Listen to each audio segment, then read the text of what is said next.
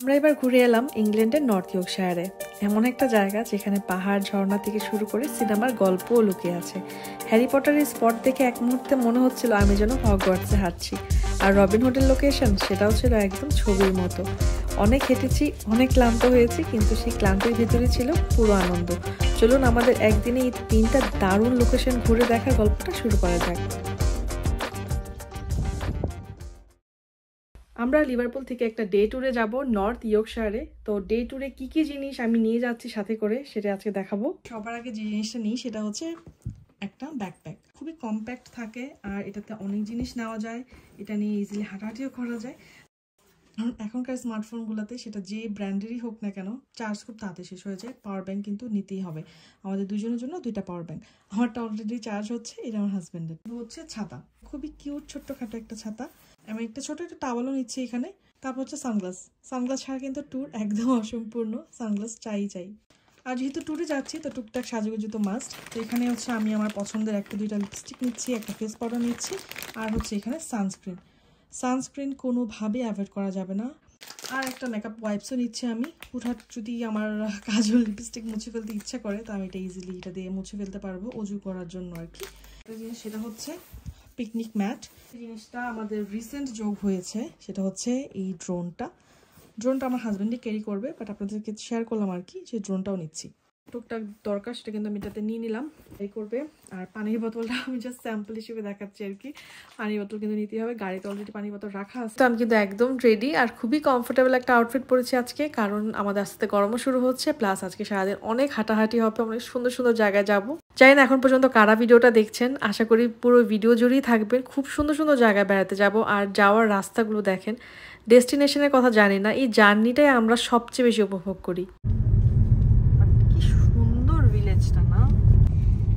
তো চলে আসছি আমরা মেলহাম কোভের দিকে। Plenty of speech for car park, so car park করা ডান। এটা ছিল সবচেয়ে main part. That's the whole thing. We're not doing the whole thing, all right? আমরা হচ্ছে এখন এই জায়গাটাতে, এন্ড এখান থেকে আমরা যেখানে আছি সেটা হচ্ছে মেলহাম কোভ ভিজিটর সেন্টার। তো এখান থেকে আসলে হাইকিং এর পার্টটা স্টার্ট হয়। মেলহাম কোভের 3টা দর্শনীয় স্থান আছে, মেলহাম কোভ, জেনেট ফলস আর হচ্ছে গোল্ডেলস্কা। আজকে আপনারা স্ক্রিনে দেখতে পাচ্ছেন। তো এখান থেকে আসলে পুরোটা জায়গা একসাথে ঘুরে দেখতে কম করে হলেও 4-5 ঘন্টা সময় লাগবে, কারণ একটানা হাঁটা কখনোই সম্ভব হয় না, একটু রেস্ট করতে হয়। তো সব মিলে 5-6 ঘন্টা। তো আমরা হয়তো শুধু আজকে মেলহাম কোভের পার্টটুকুই ঘুরে দেখবো, বাকি জায়গাগুলো হয়তো দেখা হবে না। ওইটাতেই আসলে আমাদের 2-3 ঘন্টা সময় এমনিই চলে যাবে। অবস্থা শেষ, এত উঁচা রাস্তা, 2টা স্টেপ ফেললে মনে হয় আর হাঁটা সম্ভব না। হ্যাঁ, সেই রাস্তা হচ্ছে ওইটাতে উঠতে গেলে ওই যে মেইন যে ক্লিফটা ওইটাই হচ্ছে। আর তো কথাই বলতে পারতেছি না আমি। আল্লাহ, আমরা এখন কিন্তু অনেক দূর হাঁটা বাকি। ওই যে পাহাড়টা দেখছেন দূরে, আমরা সেই পাহাড়ের উপরে উঠব। লেখা ছিল যে কার পার্ক থেকে 25 মিনিটে হাঁটার ডিস্টেন্স। আমাদের বাঙালি স্টাইলে 25 মিনিট হাঁটা না, আমাদের মিনিমাম 30-35 মিনিট লাগবে। এখন তো স্ট্যাপিনা আগের থেকে বাড়ছে না, হয়ে যাবে হোপফুলি। জায়গায় গোবর মেক সেন্স, কারণ এখানে অনেক গরু গাধা সব।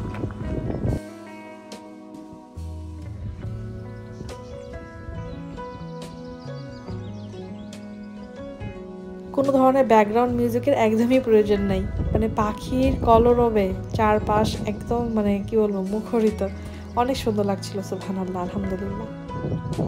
সিঁড়ি বেয়ে এখন আমরা উপরে উঠবো। তুমি রেডি? হাঁপায়ও না কিন্তু আবার। ওরে বাবা, সিঁড়িগুলো কিন্তু অনেক চওড়া।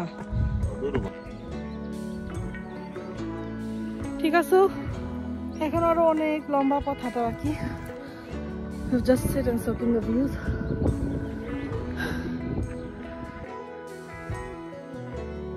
আমরা কিন্তু এখন প্রায় 400 সিঁড়ি বেয়ে ম্যালহাম কোভের যে মেইন ক্লিফ সেখানে উঠছি। দেখতেই পাচ্ছেন সেই দূর থেকে আমরা আসছি, এখনো কিন্তু আরো অনেকটুকু পথ হাঁটা বাকি।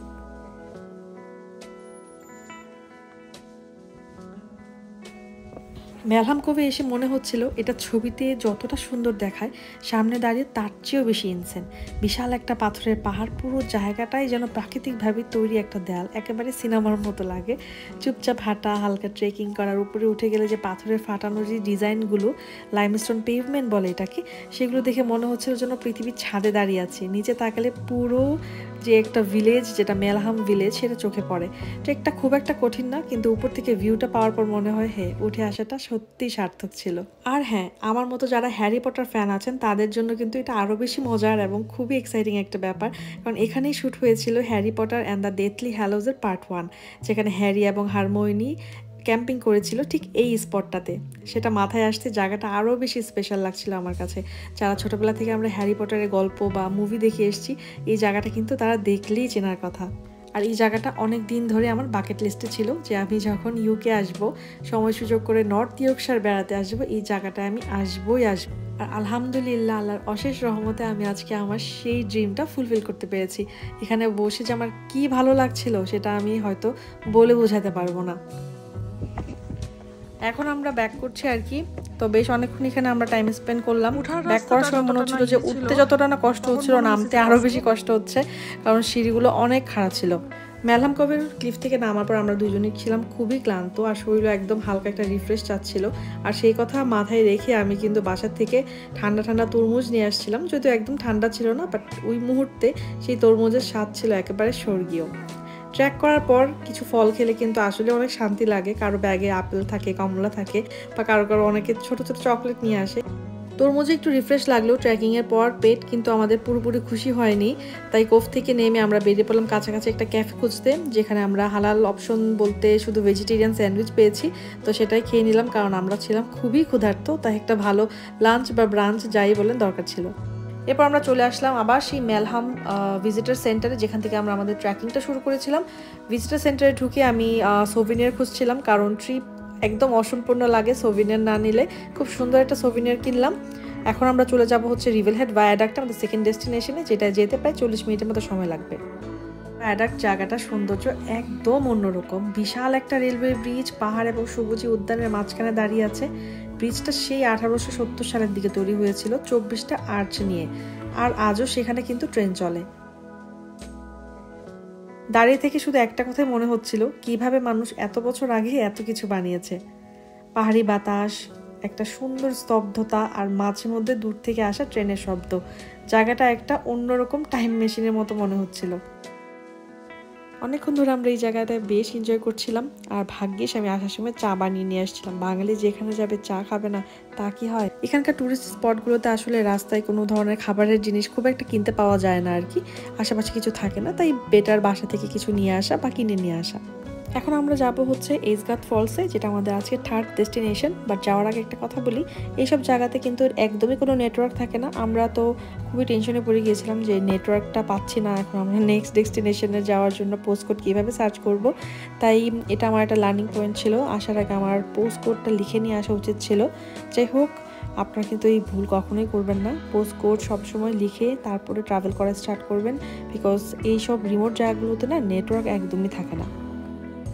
শেষ ডেস্টিনেশন ছিল এসগাট ফলস, যেখানে কিন্তু 3টা ধাপে ওয়াটারফল দেখা যায়, একটা upper falls, middle falls and lower falls. আমরা অনেক বেশি এক্সাইটেড ছিলাম পুরোটা দেখতে, কিন্তু সত্যি বলতে কি প্রত্যেকটা ধাপে অভিজ্ঞতাও ছিল একদম আলাদা। আপার ফলসে পৌঁছে প্রথমে একটু হতাশ হলাম, পানি একদমই ছিল না। হয়তো এখন কারেক্ট সিজন না, অথবা আমাদের ইউকেতে বেশ অনেক দিন ধরে বৃষ্টি টিষ্টি কিছুই হচ্ছিল না, তো সেই কারণে হয়তো মানে ফলসের অবস্থা এরকম। তো যাই হোক, আমরা তো একটু হতাশ। এখন আমরা মিডল ফলের দিকে যাচ্ছি। মিডল ফলে কিছুটা পানি ছিল, আর সেখানে দাঁড়িয়ে অন্তত একটা ছবি তোলার মতো মুহূর্ত পাওয়া গেল।